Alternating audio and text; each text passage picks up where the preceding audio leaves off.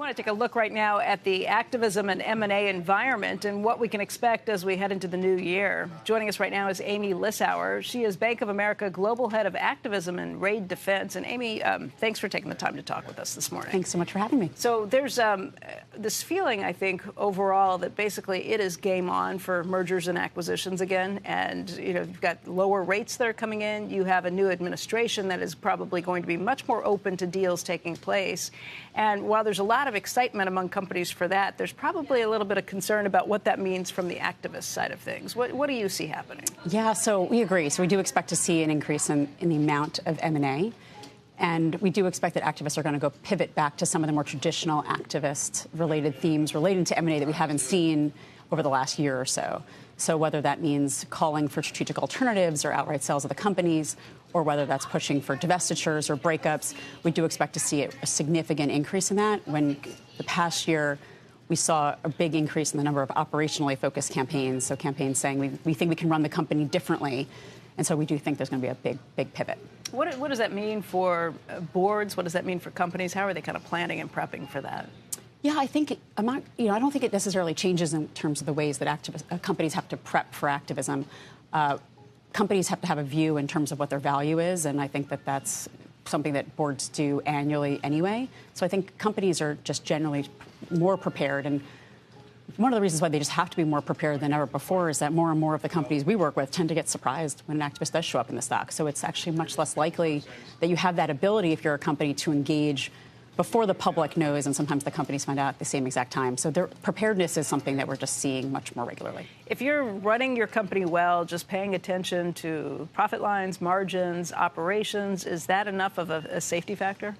You know, one of the things we say all the time is that the companies that are now being targeted by activists, we refer to as good companies. So companies that are actually doing most things right, fundamentally good financials, fundamentally good brands, but for one reason or another, the stock is priced cheap.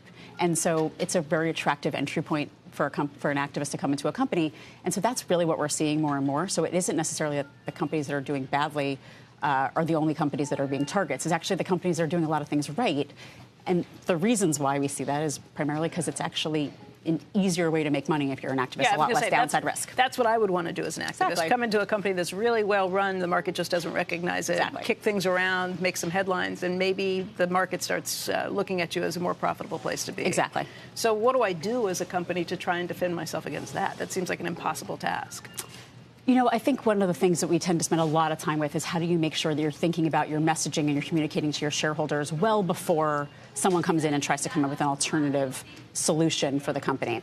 And so how do we make sure that we think about being proactive in terms of the company's narrative? How do you make sure that if you're going to do something that's unexpected, that you're laying the groundwork for that?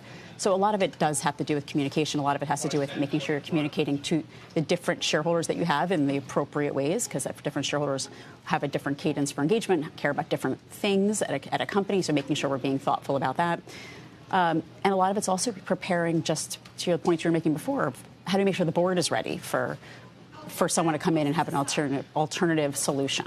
Are activists always bad, or is there a time when you should invite them into the tent and say, okay, let's talk about this and let's give you a seat at the table? You know, I would say more and more companies are very open-minded to the views of shareholders broadly. So whether it's an activist or whether it's anyone else, I would say maybe the perception is that companies just automatically assume that an idea from the outside is not something they would consider. And that's very rarely the case. In most cases, what we find is that boards and management teams are very open to hearing the ideas of their shareholders.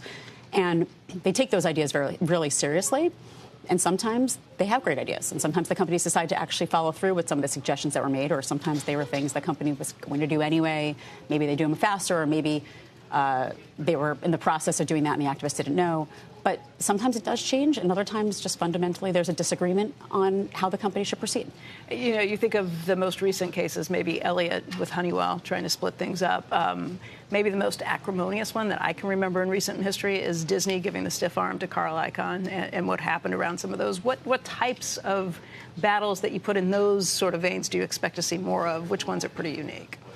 I think the hardest for a company is when the activist is coming in, specifically over the last year, we've seen a lot of this, calling for a change in management. Yeah, we think you suck, we want you out. Yeah, fundamentally, that's the biggest responsibility of a board, to decide who's going to lead the company. And so if you're coming in saying, not only do we think that your leadership needs to change, but we have identified who we believe from the outside should be the successor, that's really hard for a board to go along with. Mm-hmm. So those have been quite challenging. And I think just harder for companies to actually view that as open-mindedly as they might when you have to do with some of these other campaigns. But you do expect increased activist activity in 2025? Definitely, and back to the points you were asking right when we started this conversation, we do expect we're going to see an increase in activity. We expect it's going to be much more of an M&A theme. And as we think about, well, what does that mean for the types of companies we're going to be seeing as targets? I think we've been seeing all these headlines of high-profile, large companies.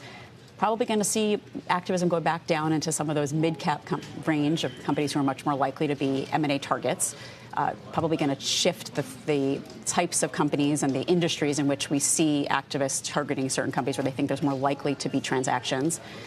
And the other question is the who. So we were talking about there's some obviously big-name activists that everyone knows, but I think we're going to see a larger variety of investors using activist themes, whether it's newer funds that are just launching as activist funds, or whether it's actually occasional activists who are going to be using activist tactics to push for change.